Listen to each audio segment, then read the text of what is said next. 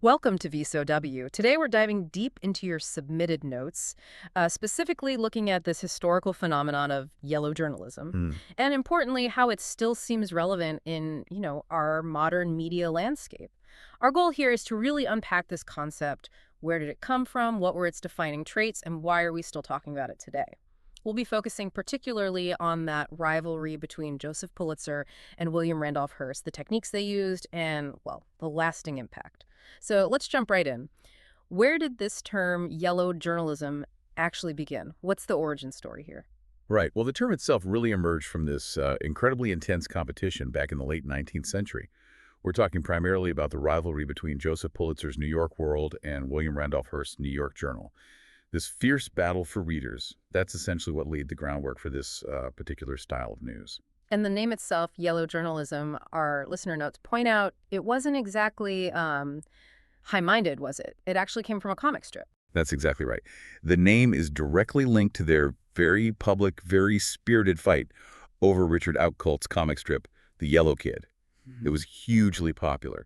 Both Pulitzer and Hearst, they were absolutely determined to feature Outcault and the Yellow Kid in their papers. Huh. So a fight over a comic strip seems almost trivial, right? But it ended up symbolizing their whole approach to news. Precisely. It became this sort of symbol for their overall, much more sensationalized way of reporting. It really highlighted how far they'd go, using attention-grabbing methods, sometimes, well, let's say methods that weren't strictly factual, just to pull in more readers. And it's interesting, the notes say no single person actually coined the term. It just emerged. Yeah, that's correct. It wasn't like someone officially declared it yellow journalism. Mm-hmm. It developed more organically. People, observers started using it to describe this specific style. The exaggeration, the sensationalism that these papers were pushing. It was a label that stuck. Okay, let's get into these key players a bit more. Joseph Pulitzer and his New York World. What was his plan when he bought the paper? What were his tactics? So Pulitzer bought the New York World back in 1883, Mm-hmm. actually from Jay Gould.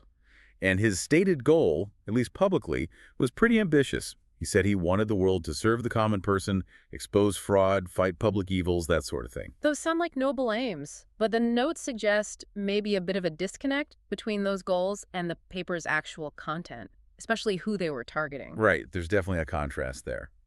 While the stated goals were quite idealistic, Pulitzer was very strategic. He aimed squarely at immigrants and the working class. And to get their attention, the World leaned heavily on human interest stories.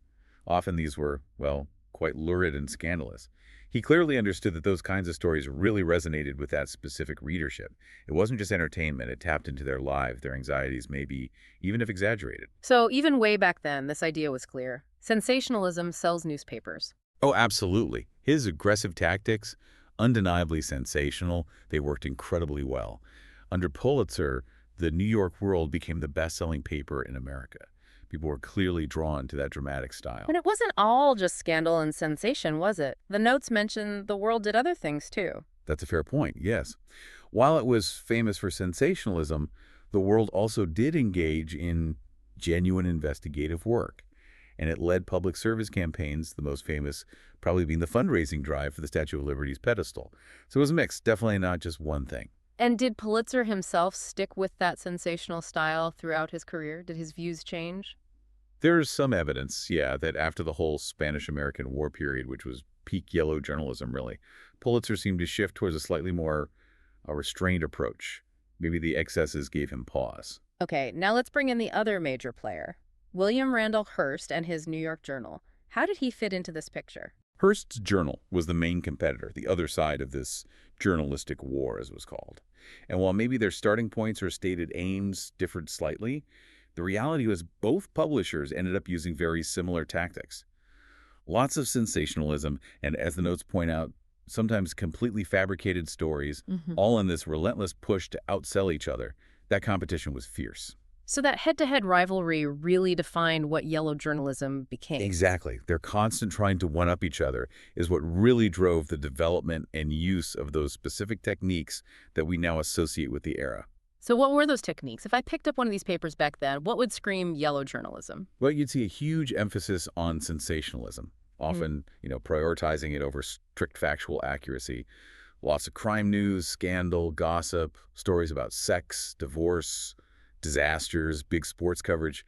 Those were the staples. Sounds a bit like some modern tabloids, doesn't it? The parallels are definitely there. Also, they used pictures extensively, lavishly even. And the notes mentioned some images were faked or maybe lifted from other sources without permission. Even making up interviews or entire stories wasn't uncommon. Wow, completely fabricated stories. That really crosses a line, journalistically speaking. Absolutely. And then there was the presentation. Huge, sensational headlines, banner headlines stretching right across the page.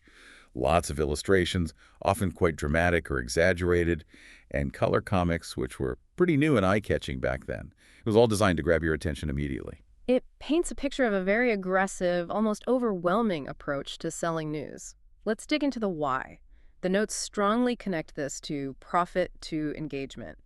Can you expand on that? Sensationalism was, quite simply, a fantastic circulation builder.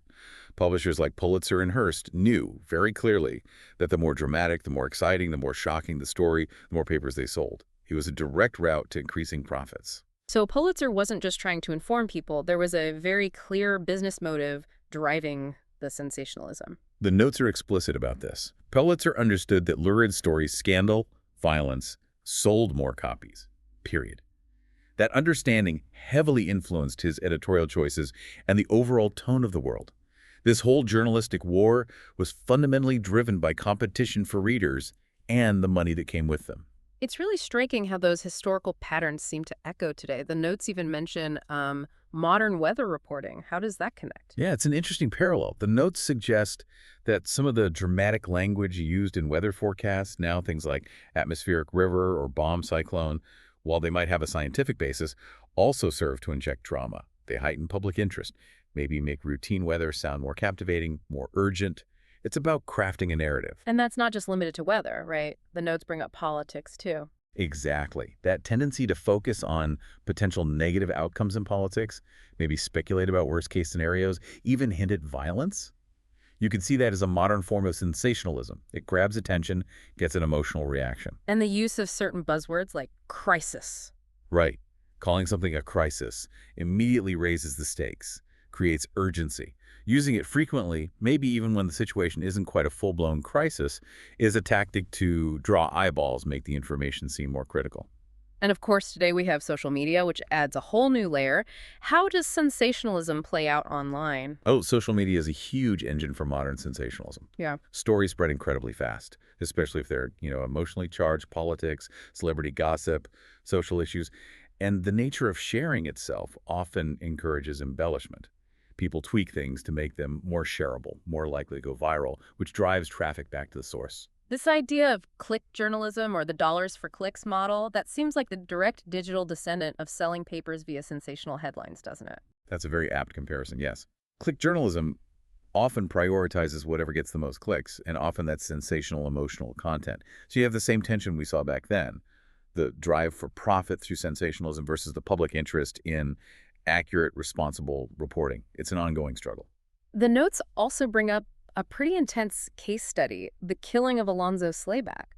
How does that story illustrate these dynamics? Right. The Slayback case is a really stark example of how this intense rivalry and sensationalism could have very real, very violent consequences. Slayback was connected to a political candidate opposed by Pulitzer's St. Louis Post-Dispatch. He went to the paper's office, confronted the editor, John Cockrell, apparently made threats, and Cockrell shot and killed him right there in the office. Good heavens. A truly shocking event. How did Pulitzer's papers cover that? Well, perhaps unsurprisingly, Pulitzer's papers framed it as self-defense. They claimed Slayback was the aggressor. But other papers, the rivals, jumped all over it. They portrayed Slayback as an innocent man murdered by the newspaper editor. It became a massive sensation, a real scandal that competitors tried to exploit. Sounds like a media feeding frenzy. What happened as a result? Cockrell, the editor, was eventually acquitted in court. But public opinion, as the notes suggest, was much harsher. The Post-Dispatch lost circulation, advertisers pulled out, and Pulitzer's own reputation took a serious hit. His family even faced some social backlash. It's actually seen as one reason why Pulitzer decided to leave St. Louis and move to New York to buy the world. So even the masters of sensationalism weren't immune to its potential blowback. That's a keen observation. The Slayback story really highlights how unpredictable public reaction can be and how even aggressive tactics could seriously backfire on a publication's reputation and bottom line. Okay, so despite this initial boom, yellow journalism didn't last forever in that form. The notes say it eventually declined. What led to that shift? Several things came together, it seems. One factor mentioned in the notes is simple public fatigue. Even back then, people started getting tired of what they saw as fake news. There was this growing weariness with the constant exaggeration, the fabrications. So readers started looking elsewhere for something different. It appears so. You saw the rise and success of papers like the New York Times, which positioned itself as much more conservative, more factual, less sensational. Its success proved there was a significant audience hungry for more sober, reliable news. It offered a clear alternative. And the legal system also started to react, didn't it? Yes, that's another key point. The very intrusive nature of yellow journalism digging into scandals, personal lives, actually helped push the development of privacy rights in the courts. This growing legal concept of a right to privacy started acting as a check on the worst excesses of the sensational press. And did the newspaper industry itself try to clean up its act? To some extent, yes.